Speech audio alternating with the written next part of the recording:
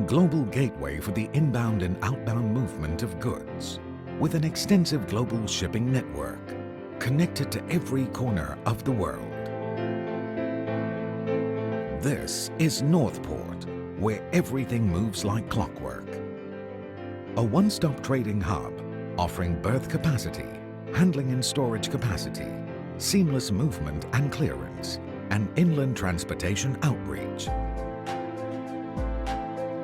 Our multi-port offers our customers cost efficiency and convenience when it comes to the movement of their goods through connectivity via an extensive network of highways and land bridges, industrial areas, free zones, and air freight service.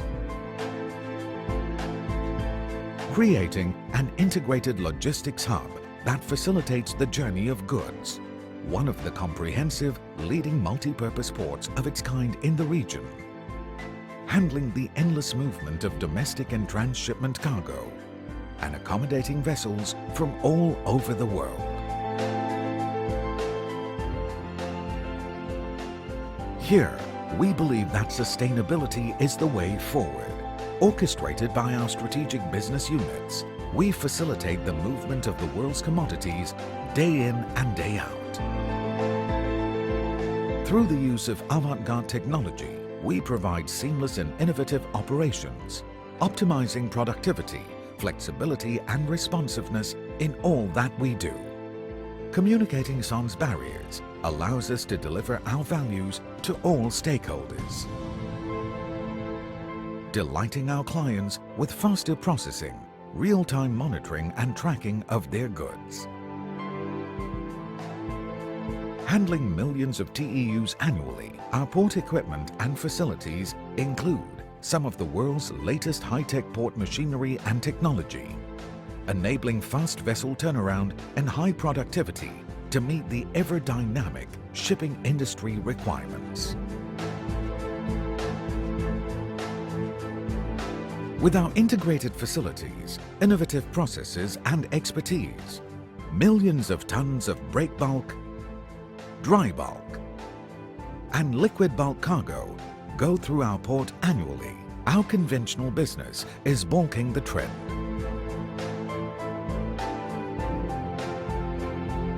Our cargo freight stations and district park facilities enable value-adding within the space, providing a flexible and extensive choice of destinations for our clients.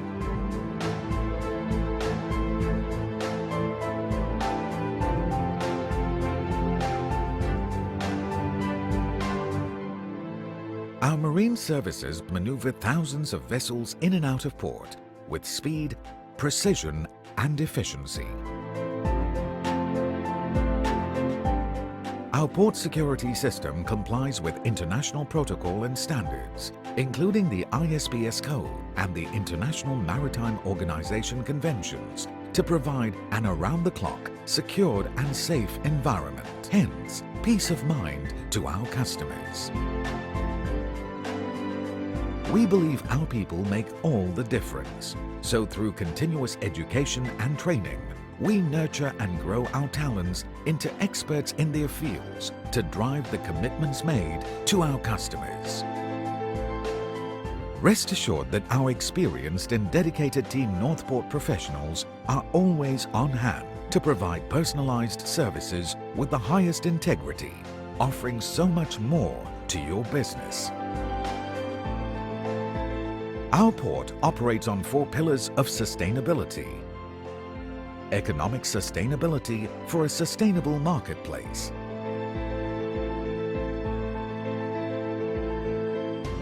Workforce sustainability for sustainable human capital. Environmental sustainability for a sustainable ecosystem. Social sustainability for a sustainable and balanced life.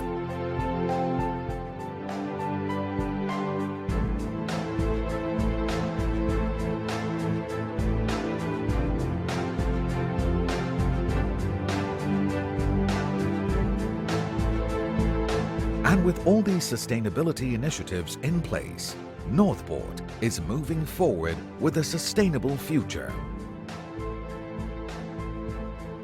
Our promise to you is simple: efficiency, dedication and commitment in all that we undertake, ensuring timely delivery and reliability you can count on to keep your business on track time and time again. And our vision is always a bright one where we continue to raise our standards and quality in everything we do. Northport, bringing you to the world.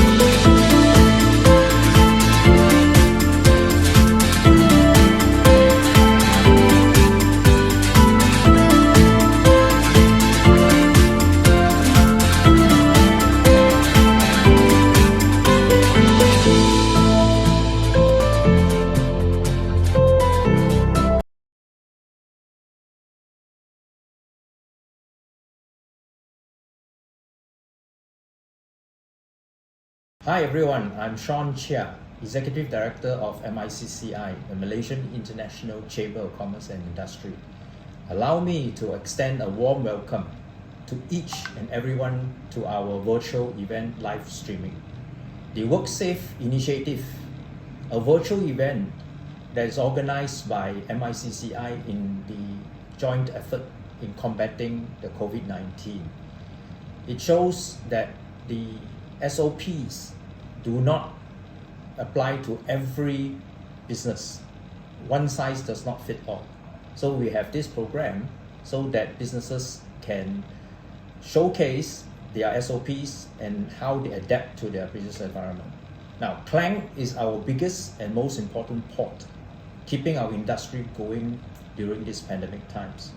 They are indeed our economic frontliners.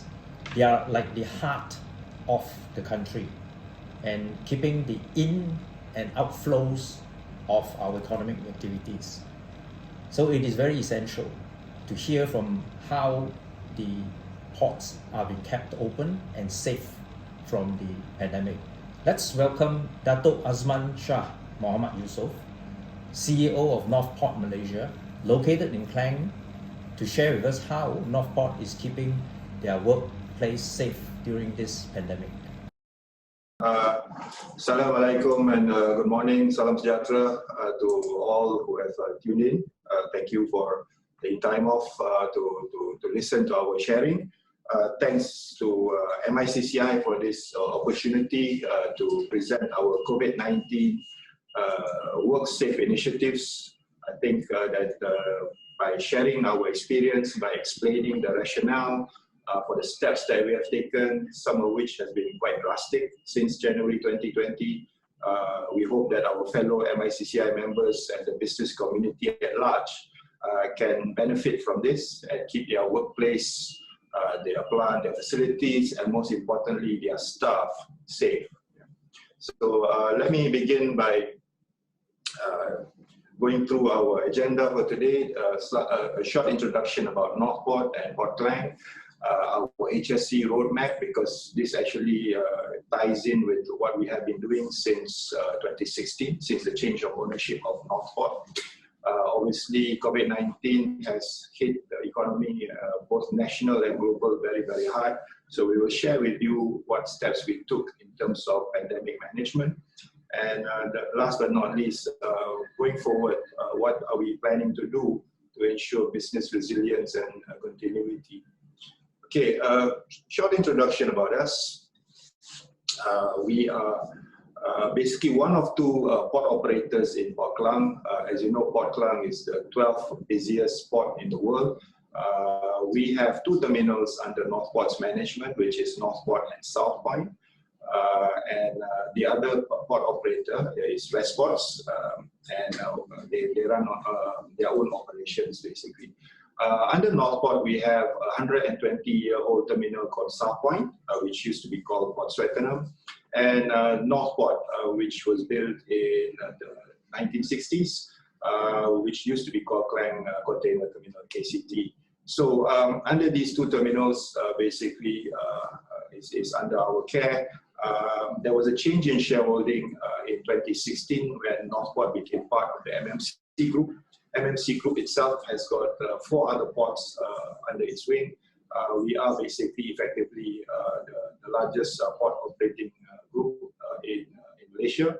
And if we were to be ranked in the world, we would be probably placed as the 8th largest port operating group in the world. So we have Penang Port, Pasir Gudang in Johor, Port of Tanjung Pelepas, Tanjung Beruas, and ourselves, Northport. And this is basically a slide that shows all that needs to be known about Northport. We are part of a big family. We have Malacorp, we have MMC Engineering, MMC Gamuda in our family tree. We have been, since 2016, actively participating in benchmarking ourselves with regards to occupational safety and health, which I will tell later. We are a port of many firsts because of our age, 120 years old in South Point and another 55 in Northport. So we were the first port to receive a container box in Malaysia. We were the first port to receive halal certification for one of our warehouses. We are also the first in terms of ISO to receive ISO 45001 for occupational safety and health. And recently for anti-bribery management system, ISO 27001. We have what most ports also have in terms of equipment. I won't go into details with it, but basically we are a multi-purpose port that handles both conventional cargo as well as container cargo. This is the Northport, which is located at the tip of the what is known as the Grand Shah-Padu Highway. Basically, this is an area that covers about 750 acres. We have in Northport both container and conventional operations, 9.9 million square feet of yard space, 2.8 million square feet of warehouse space, with a capacity of 5.4 million TEUs and 12 million tons of conventional cargo. We have a lot of other operations located in the port where our tenants are handling liquid cargo, bulk cargo, and so on and so forth. Basically, we have been, one of the major local gateways as well as for intra-Asia transshipment. Next is, okay, I can't move the cursor. Can you please move it? Next is basically South Point, the 120-year-old terminal. We have actually given it a new lease of life where we are focusing on commodity-based products, which is liquid cargo, palm oil, bitumen, and so on and so forth. And the new addition since 2017 has been the centralization of biomass, as we call it, the biomass logistics hub.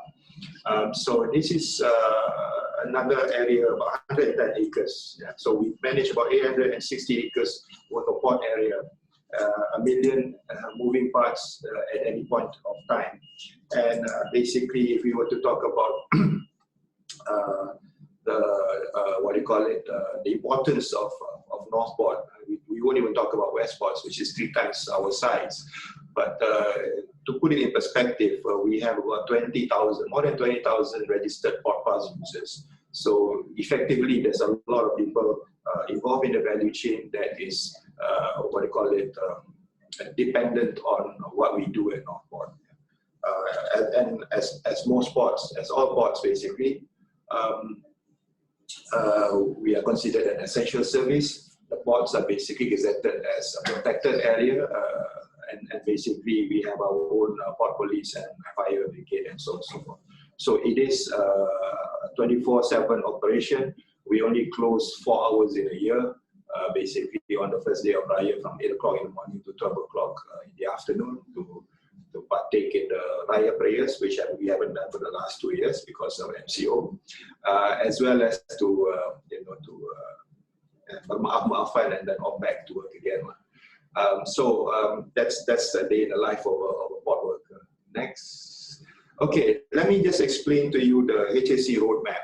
I think, as I mentioned just now, ports are basically a place where accidents are bound to happen because you have a million moving parts in any point in time.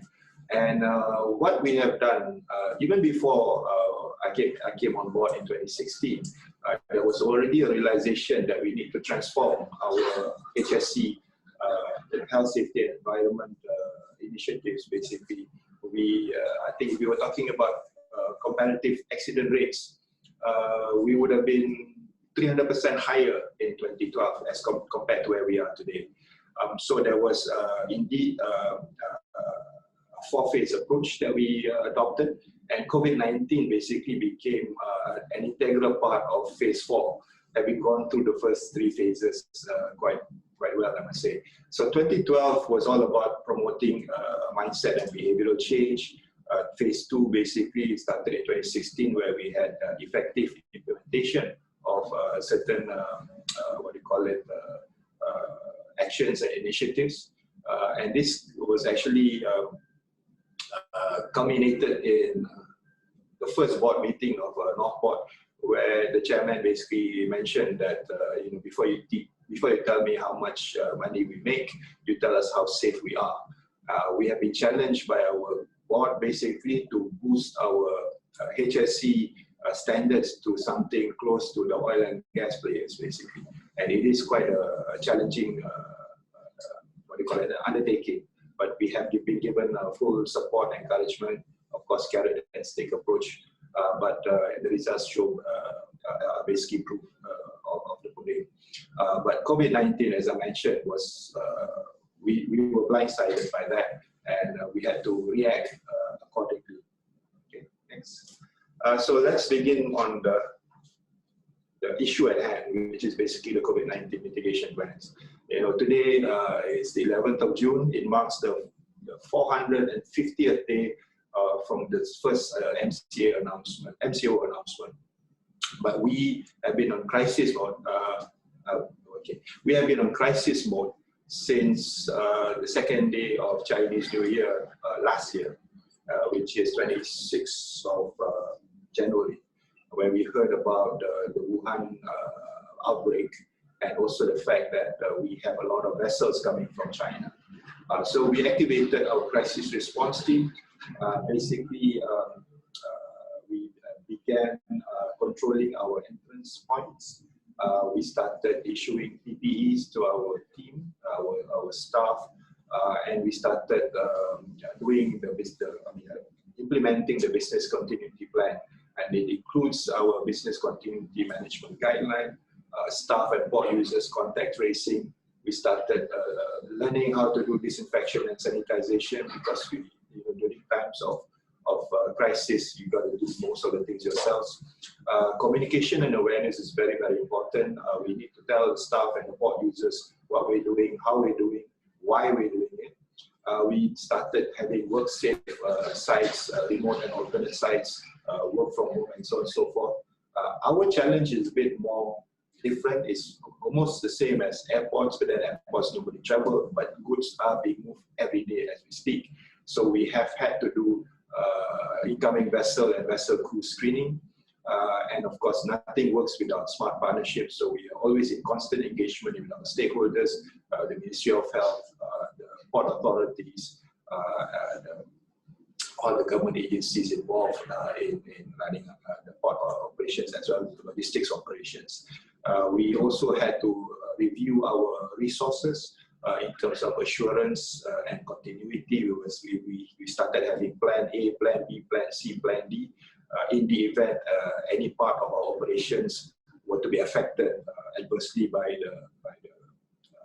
the unseen enemy. At the same time, also, when news got around that Malaysia was going to embark on a vaccination program, we participated in that. I think we started sending our first list way back in January itself. We've got 2012 staff ready to give their arm for the vaccination. Yeah. So we're waiting for our first jabs. Okay, next. This is the crisis response team, activated since 26 January. The senior management team are all in there. I haven't been called CEO for 502 days already. They call me the crisis commander. And of course, this has been in force since 26 January. Next. This is our crisis response room. Basically, where all the information is gathered. We've got lots of mahjong papers all over the place. Basically monitoring the vessel arrival, where they're coming from, how many crew, what goods they carry, and so on and so forth. Next. And we started taking temperature from, I think, the second week of February. Oh, sorry, 28th of January, sorry. This was 2 days after we went on crisis mode. We immediately, we were one of those that started buying handheld thermometers from all the pharmacies. Sorry about that. But we needed to start taking temperature, and we denied entry to those showing symptoms of COVID-19. At that point in time, it was just the temperature. Basically, going forward, we have embarked on other things as well.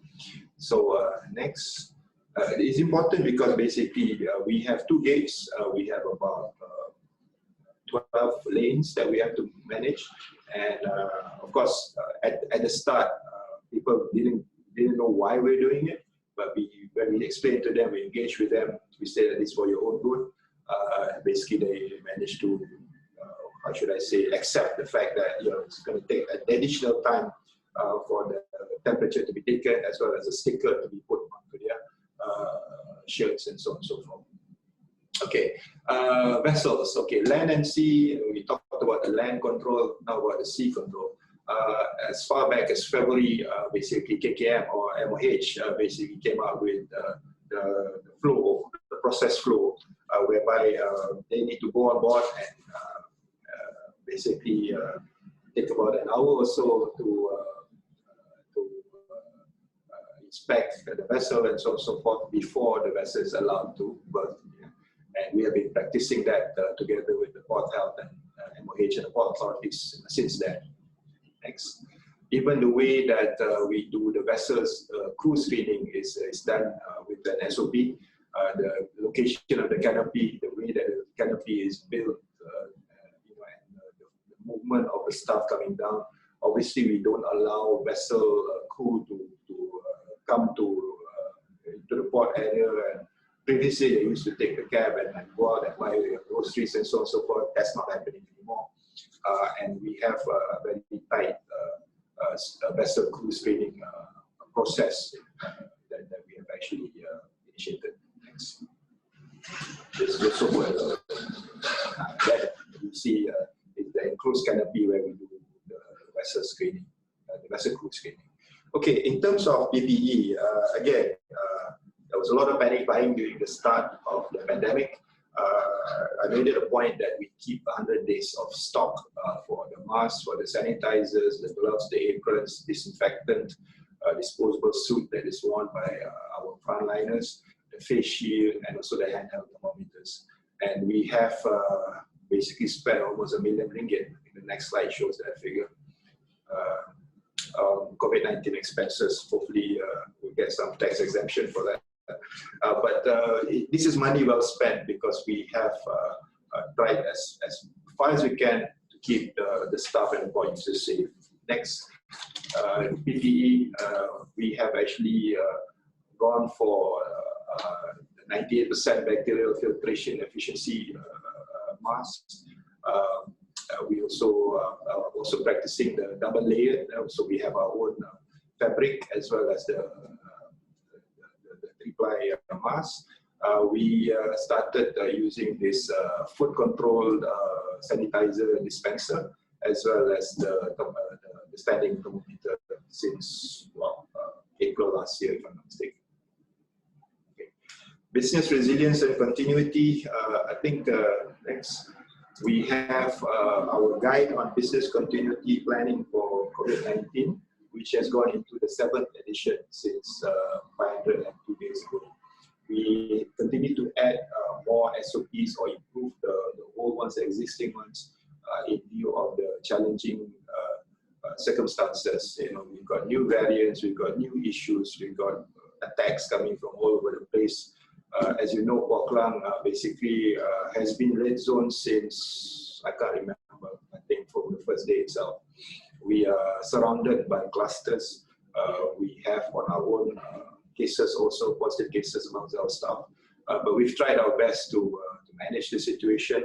And I think this next few slides will explain to you what steps we have taken. Thanks. Okay, the most important thing obviously is to basically establish a business continuity plan that ensures that we can't fail. Yeah, we are an essential service. 30,000 to almost 20,000 people rely on us. The economy relies on us. So we have to make sure that we are always kept open, but kept safe as well. So we came up, the big chunk of our BCPs basically is on the responsibility of the line managers, coming up with a workflow for contact tracing. What happens when we do detect a case? The key assets needed by Northport to deliver its work, including the PPEs, activation of alternate sites, workflow for staff found positive with COVID-19. It's all basically done via infographics because we want to have effective communication and engagement. Good personal hygiene, social distancing. I almost cried when I saw my staff line up at the canteen. I thought that was unachievable, but yes, we did that. Using hand sanitizer, putting on PPEs, and so on and so forth. I think the more you drive home the point that this is important, the more adaptable they become. Screening procedures for users coming in. Okay, next. Business continuity guidelines, you always have these traffic lights. Unfortunately, from day one, we've been late. And basically, you know, we have not been lax in this sense. I think every day, not a day goes by without thinking about what else can we do better. Okay, next. Okay, we have taken contact tracing to a different level. Obviously, My Sejahtera is at the gates, basically. But because it is a wide area, like I said, 750 acres at Northport and 110 acres in South Point, we decided to go one step further, where we have another QR code which we manage ourselves. And the reason why we did this is because you may you know, come in and scan My Sejahtera, but then we don't know where you have been in the port. It's a wide area. So by having our own QR code and located in different places, basically we know where these guys have been to, and we can do effective, immediate contact tracing. The most important point, obviously, is to find out who else has been in contact with a positive case. Second is basically what do we do? And we have a SOP internally whereby the moment we know a contact, the moment we have finalized the contact tracing, where we know where they've been, we disinfect the area within 1 hour's KPI. Yeah. We have 2 disinfection teams, as I will mention later. So this is the reason why contact tracing in Northport is a bit more, how should I say, thorough in that sense. Yeah. As the cases, the number of cases grew nationwide, we noticed that there was also a delayed response in terms of informing people about the one case and the contact tracing, so on and so forth. So we needed to help Ministry of Health as well, because we have a lot of people under our care, that we needed to have our own internal contact tracing to help KKM, so that we can have a better knowledge of you know, who is at risk, basically. Next. Okay, disinfection and sanitization works. So far, we have disinfected 75% of our area, our built-up area, the common areas, basically. And we do regular disinfection as well. In terms of the teams involved, we have 2 disinfection teams. We have our own mobile team basically, but we also have what we call the RAJD. Just to explain, this is part of the Royal Engineers regiment basically, and each major port has got their own squadron. We are trained by the army. We are basically effectively volunteer reservists. We are supposed to take over port management during times of war and so on and so forth. But in this case, basically, we would our squadron was trained. That was a port staff basically, but they were trained to do disinfection, and we have been deploying them also. So we have 2 disinfection teams going around and doing this. In terms of equipment, we have a lot of equipment: the key cranes, the rubber tire gantries, the prime movers. They run into the hundreds basically. Reach tankers, even the operation, the patrol cars, and so on and so forth. So we have our own SOPs on this. Sometimes people don't realize this, but you got to keep things clean for the next guy, and this is part of our checklist and part of our SOPs. The disinfection works at the affected area once we receive confirmation. Also, we do periodical disinfection. Every morning, our cleaners basically are also doing extra work, meaning the handrails, the doorknobs, and so on and so forth. They are also disinfecting that every morning. Terminal-wide scheduled disinfection works, as I mentioned just now. Next. So this is pictures of our team in action. Next. Okay, at the start in March 2020, we were how should I say? We were being asked to shut down our canteens. This is what I was talking about, people behaving in canteens and so on and so forth. But this was a year ago. Yeah, we came up with this seating arrangement and so on and so forth, the lift and so on and so forth.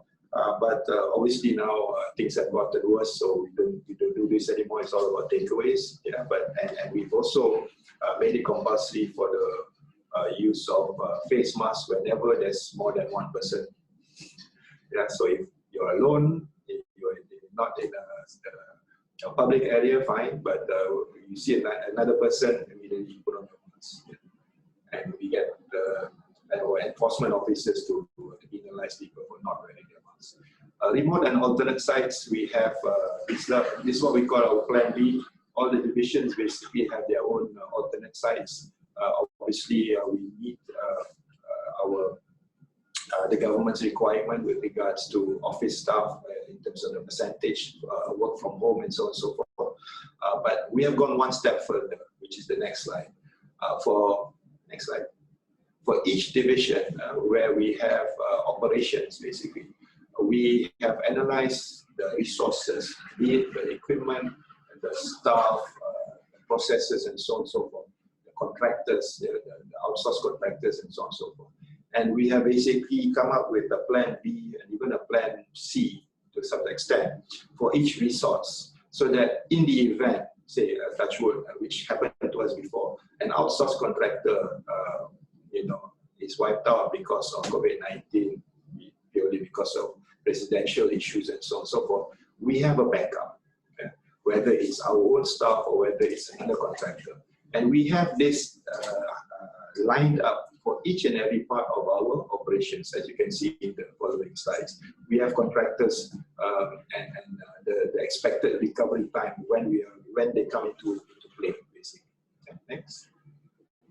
Yeah, so maybe it's a bit too small to see, but we have this for our conventional operations, container operations. What happens? Who comes into play? What is the recovery time? And what will be the cost? Yeah? And we are basically practicing on this. Okay, next. Okay, so just to make it clear, we've prepared this video way back in November last year. This is basically to promote awareness of COVID-19, how it has impacted us and what we are supposed to do. Let the video speak for itself.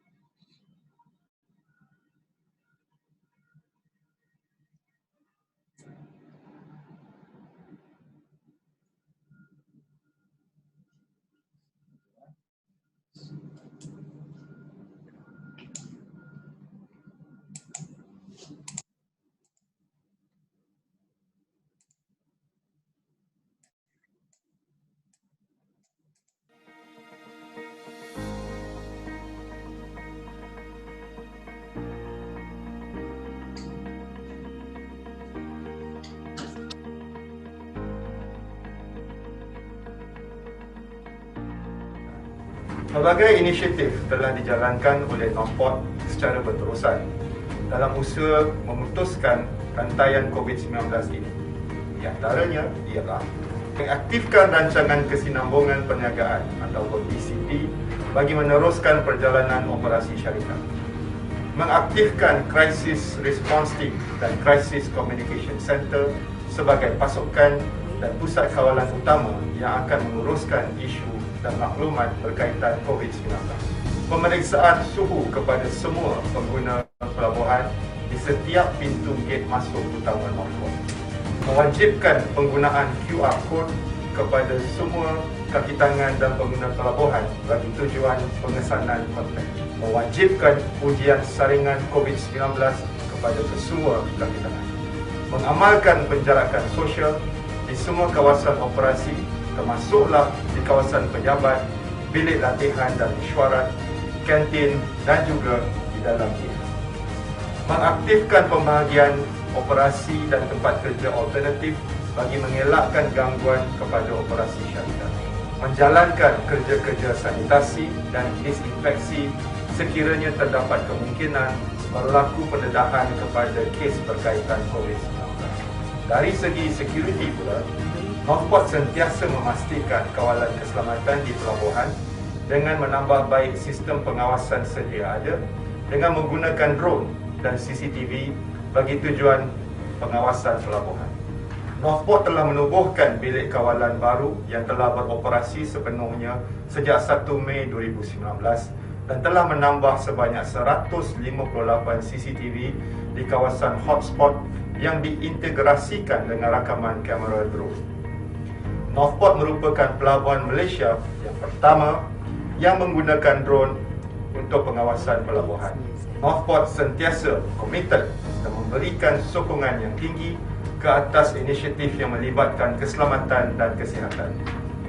Ingin saya mengingatkan seluruh warga tim Northport untuk sentiasa mematuhi SOP yang telah ditetapkan oleh kerajaan dan juga syarikat pada setiap masa agar penularan wabak pandemik ini dapat dihentikan. Pastikan kita mengamalkan penggunaan pelitup muka, menjaga penjarakan sosial dan sentiasa menjaga kebersihan kenduri. Kiranya kita bersikap sambil lewa dan mengabaikan SOP, virus COVID-19 akan merebak dengan lebih teruk dan kita akan berhadapan pandemik ini dengan lebih lama. Jangan biarkan pengorbanan diri kita sebagai pejuang-pejuang barisan hadapan dalam sektor pelabuhan dan logistik sia-siakan sahaja. Jaga diri, patuhi SOP, bersama-sama kita hentikan penularan COVID-19. #kita pasti menang.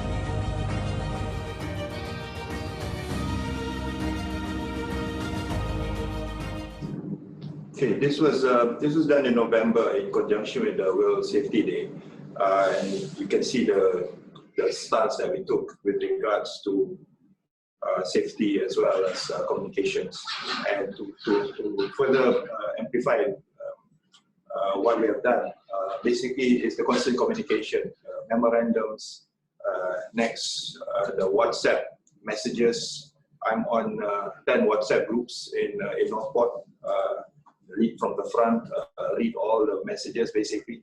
The other thing that I noticed is that sometimes when we give documents to people, they fail to read or they may not be able to understand. So we decided to go one step further, which is to use infographics. And these infographics can be pasted on the wall, it can be sent through WhatsApp or email as a constant reminder of the do's and the don'ts. I think this was actually one of our major initiatives which really helped in controlling the behavior of our staff and the port users. Next, I think I won't go through each and every one of them, but just basically to say that we do have a very good corporate communications team, and I used to run an ad agency before once upon a time. When the cases got more and more alarming, we decided to go on a mind war, basically. We started using more gory details and visuals which are not very easy, just to shake the tree, basically. Because we have, just like the rest of the country, experienced a spike in the number of cases, both port staff as well as port users. I think we are seeing some improvements in the numbers. Obviously, the last couple of months, we have seen cluster, obviously, outside as well as inside. We have seen cluster Bazaar Ramadan, cluster Iftar, cluster Raya, cluster family gathering, and so on and so forth. And I think we needed to bring everybody back to the basics and tell people that, look, we need to get back to where we were in March last year, whereby we cannot let our guard down. Operations continues as it is. Today is, the 10th day of the lockdown, but we have been given approval to operate. But we do not, how should I say, misuse our license to operate, obviously. We are abiding by whatever SOPs and guidelines given by the government, including working optimally, even though the volumes are increasing at the port. But we are finding ways and means to stay productive as well as staying safe. In terms of CSR, we have donated empty containers for various initiatives, I think one of which was actually the negative pressure test booth that was given to one of the hospitals for COVID-19 testing prototypes. Next, we have also given in terms of contributions to the hospitals, to Jabatan Kesihatan, and so on and so forth. Next, we have also done disinfection works at other government agencies' premises. Distribution of face masks and sanitizers to our brethren, the port haulier drivers, and so on and so forth. We also done a few distribution of necessities. Next, the well-being of staff is very, very, very, very important. So apart from giving refreshments and so on and so forth, conducting tests for the frontliners, especially the marine pilots who get their noses tested every week. Yeah, the engagement with the union, with the staff, distribution of PPEs, because every crane operator, RTG operator, prime mover driver is given a set of PPEs, including sanitizer and so on and so forth, whereby it is upon them to clean their cabin before shift change, basically. The other thing that we actually did was actually the online Bazaar Ramadan. This may be trivial to some, but it kept my staff from going into those highly populated, dense Bazaar Ramadans. So we did an online purchase whereby our staff will go to the source itself. We've got a few suppliers. Orders are made online, and the staff goes to the houses of those who make those things, and then we distribute at the office. Yeah, so it minimizes the exposure of staff being infected from external sources. That's our bid to go digital, I guess. Of course, last month we were shocked to see a new variant running around in KL, in Malaysia, basically.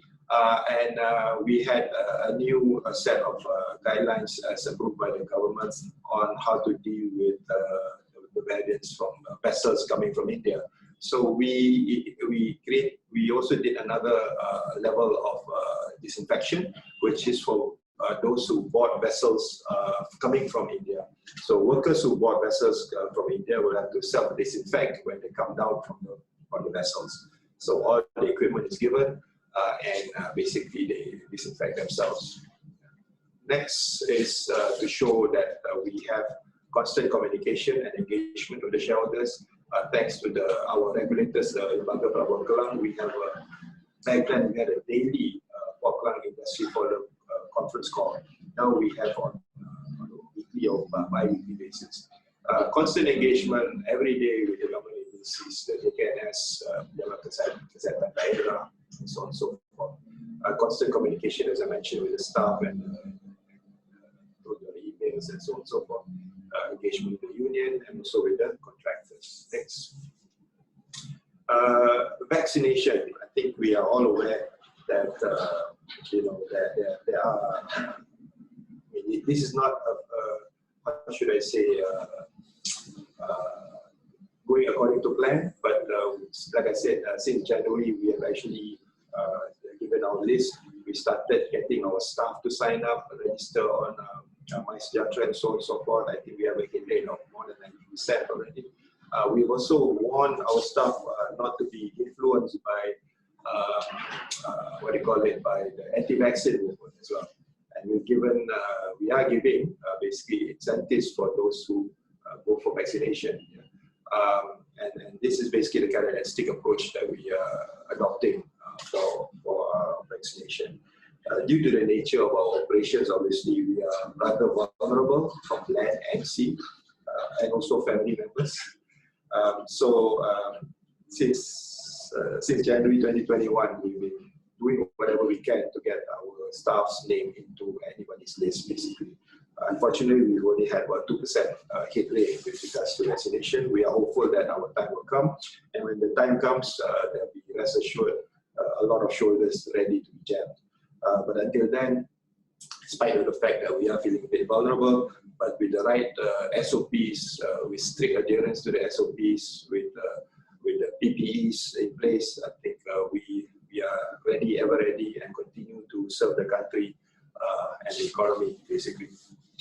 Going forward, to ensure business resilience and continuity, I think basically the steps that we are taking, we don't think that we have got all the answers. We are learning from whichever source that we can, both local and abroad. The idea is basically to continue to improve and strengthen our SOPs by managing the port users, the vessels, the staff operations, and so forth. Inventory management is something that we will not let up. We don't want to be caught without PPEs. Staff protection and well-being, I think, is key. I think for the isolation and quarantine practices, we are fully adhering to that. Sometimes we go extreme as well. In terms of the business continuity plan, you saw it just now, it's the 7th edition already. We have come up with individual, divisional business continuity plans as well, so that they have a plan B and a plan C should things go south, basically. So that means having alternate contractors, having additional suppliers in the list, having a pool of personnel that can double up or take on additional work in the event that some of our staff are affected. Training and competency, we're talking about enhancing the knowledge of staff and also for the board users as well. And of course, going forward, best practices sharing. This is what we do today, to exchange our knowledge, share best practices, and we are open basically to learning as well. We will continue to improve whatever knowledge that we have, whatever best practices we will share from those who wish to learn from us.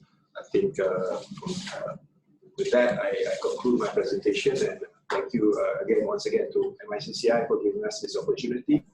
Right. Thank you, Dr. Azman. That was certainly very insightful. The perspective that you can look at it is very different from the others. You are running like a mini city, and there's so many things to it. Not like okay, even if it's a large factory, there is only a certain amount of entry points that you can do, and then you can control within that.